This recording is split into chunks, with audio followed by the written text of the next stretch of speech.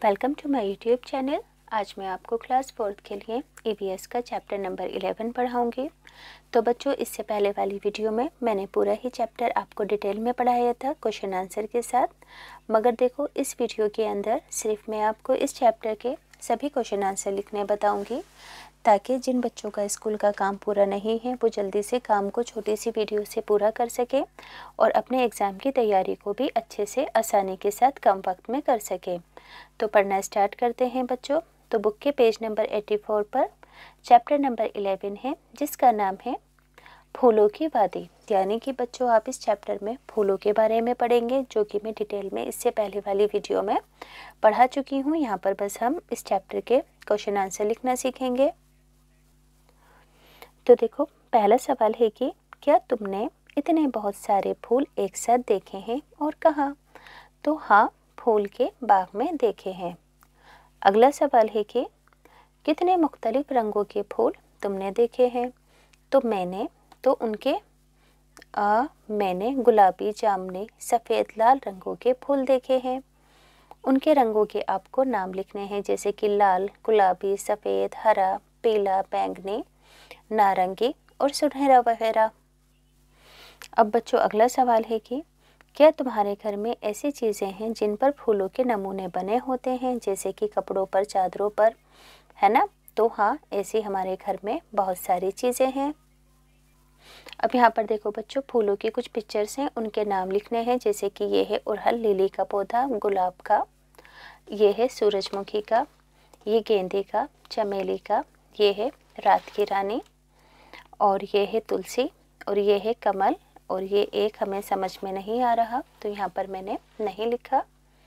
अब देखो, अगला सवाल आपको दिया गया है कि मंदरजाबाला तस्वीर से और दीगर फूलों के नाम जिनके नामों से तुम वाकिफियत रखते हो, जैसे कि पेड़ पर जो फूल खिलते हैं वो हैं गुलमोहर के और गुलर के फूल।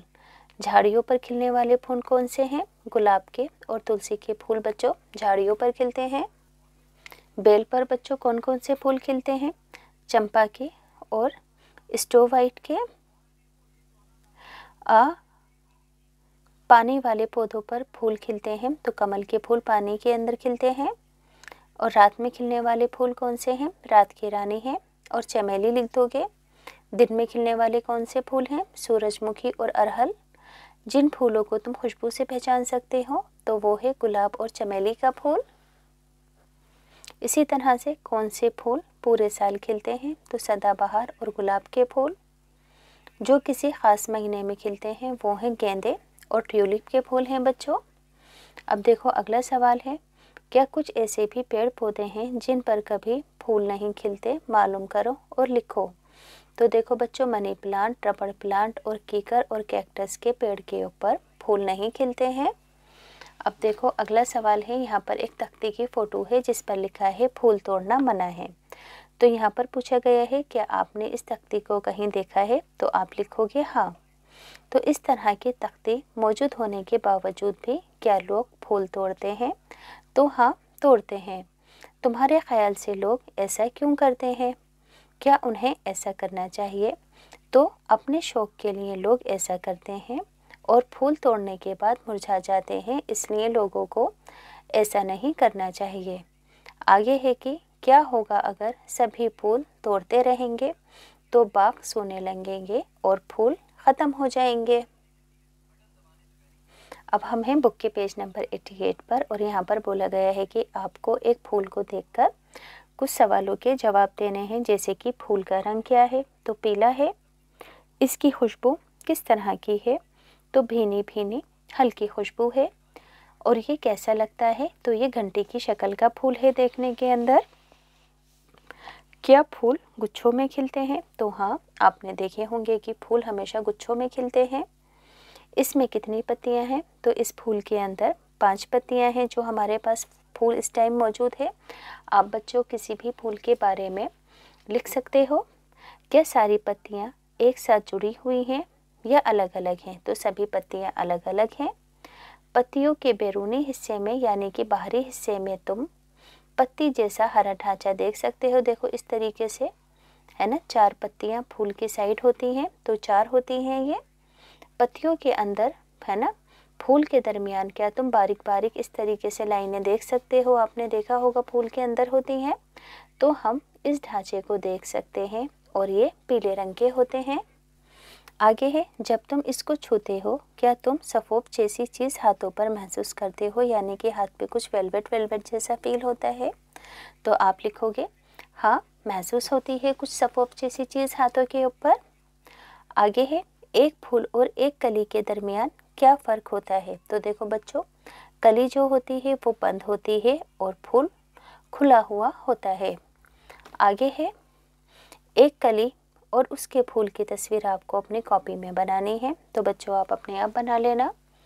अगला सवाल क्या दिया गया है, क्या तुम बता सकते हो कि एक कली को फूल बनकर खिलने में कितने दिन लगते हैं? तो 8 दिन लगते हैं। आगे है, आओ हम कोशिश करें और मालूम करें, है ना। एक कली का इंतखाब करो जो एक पौधे पर उग रही है, उसको हर रोज़ देखो और पौधे का नाम लिखो। तो देखो यहाँ पर हम गुलाब के पौधे को देख रहे हैं। जब हमने कली को पहली बार देखा था तो 7 तारीख थी, है ना। अब जबकि कली खिलकर फूल बन गई है तो कौन सी तारीख है? तो अब 20 तारीख है। और कली को फूल बनने में कितने दिन लगे हैं? तो कम से कम 10 से 12 दिन लगे हैं। अब अपने दोस्तों से मुख्तलिफ फूलों के नाम पूछो, यानी कि दरियाफ्त करो जो उन्होंने देखे हैं। उनकी कलियों को भी फूल बनने में कितने दिन लगे थे? तो उनकी कली को भी फूल बनने में 10 से 12 दिन लगे थे। और फूल को सूखने में कितने दिन लगे थे? यहाँ पर लिखा है ना कि फूल को सूखने में कितने दिन लगे, तो इस फूल को सूखने में 6 दिन लगे। अब है पेज नंबर 90।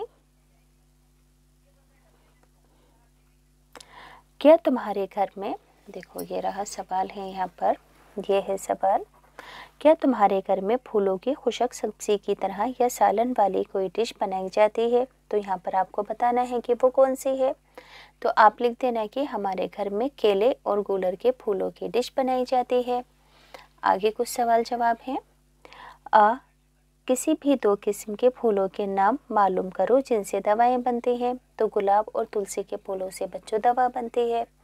अगला सवाल है कि तुम्हारे घर में अर्क गुलाब यानी कि गुलाब का रस किस तरह इस्तेमाल किया जाता है? तो गुलाब का अर्क हमारे घर में दवाई के तौर पर मिठाई में, लस्सी वगैरह के अंदर इस्तेमाल किया जाता है।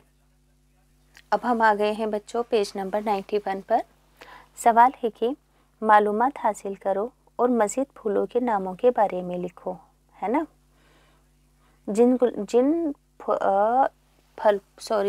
फूलों से रंग बनाए जाते हैं। तो देखो बच्चों, गुलाब, चाइना गुलाब और गेंदे के फूलों को इनसे रंग बनाए जाते हैं। क्या तुम ऐसे रंग के बारे में सोच सकते हो जिसके रंग का कभी कोई फूल नहीं होता है? तो सुरमई और कत्थई रंग का कभी कोई फूल नहीं होता है।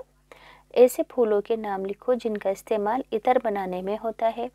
तो बच्चों, गुलाब, चमेली और मोगरे के फूलों का इस्तेमाल इत्र बनाने के लिए किया जाता है।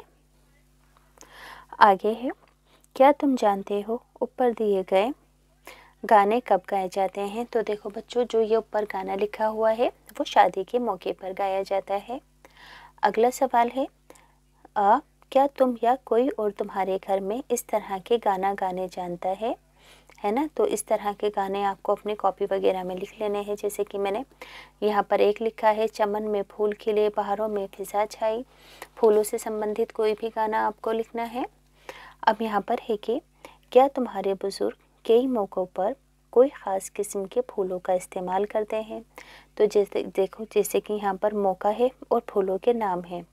तो मजहबी मौक़ों पर गुलाब और गेंदे के फूलों का इस्तेमाल होता है। शादी पर गुलाब, गेंदा और चमेली के फूलों का। दोस्ती के मौके पर गुलदस्ते का। और पैदाइश के दिन के मौके पर गुलदस्ते, गुलाब और ट्यूलिप के फूलों का एक दूसरे को देकर इस्तेमाल किया जाता है। आगे देखो बच्चों, आपको एक फूल बेचने वाले यानी कि गुलफरोश से बात करके कुछ सवालों के जवाब लिखने हैं। जैसे कि यहाँ पर है कि कौन से मुख्तलिफ फूल हैं जिनको फ़रोख्त करता है वो? तो गुलाब, मोगरा और चमेली के फूल बेचता है वो गुलफरोश। ये फूल वो कहाँ से लाते हैं? तो वो फूल मंडी से लाते हैं। लोग फूलों को क्यों खरीदते हैं? सजावट के लिए, किसी खुशी के मौके के लिए या फिर तोहफे के तौर पर ख़रीदते हैं। अब देखो यहाँ पर है ना, फूलों की कुछ टोकरियाँ दी गई हैं और ये देखो जो फूल बेचने वाले होते हैं फूलों को किस तरीके से रखकर बेचते हैं। तो देखो बुके की फॉर्म में रखकर बेचते हैं, टोकरी के अंदर भी रखकर बेचते हैं। तो इन दोनों ही तरीके पर आपको इस तरीके से टिक लगाना है ना। इस तरीके से भी फूलों को वो सजा कर भेजते हैं और माला के रूप में भी बेचते हैं, और किसी और शक्ल में भी फूल बेचने वाले फूलों को बेचते हैं। तो हाँ, वो गजरा बनाकर या सहरा बनाकर भी बेचते हैं। अब यहाँ पर आपको फूलों की कुछ कीमतें मालूम करनी है, जैसे कि एक हार की फूल के एक हार की कीमत होती है 50 रुपये, एक लड़ी की 25 से 30 रुपये की होती है और एक फूल की कीमत 15 से 20 रुपये होती है। अब यहाँ पर बच्चों लास्ट के 2 क्वेश्चन और हैं। क्या गुलफरोश यानी कि फूल बेचने वाले ने गुलदस्ता बनाना और फूलों की चादर बनाना कहीं से सीखा है या उसे खुद आ गई थी? तो गुलफरोश ने गुलदस्ता बनाना अपने आप और कुछ अपने वालिद से सीखा है। क्या वो अपने ख़ानदान के और अफराद से भी यही काम कराना चाहेगा और क्यों? तो जवाब होगा हाँ, चाहते हैं, क्योंकि ये काम आजकल बहुत आमदनी वाला है। तो बच्चों यहाँ से इस चैप्टर के सभी क्वेश्चन आंसर मैंने आपको अच्छे से पढ़कर बता दिए हैं। प्लीज़ चैनल को सब्सक्राइब और वीडियो को लाइक ज़रूर करें।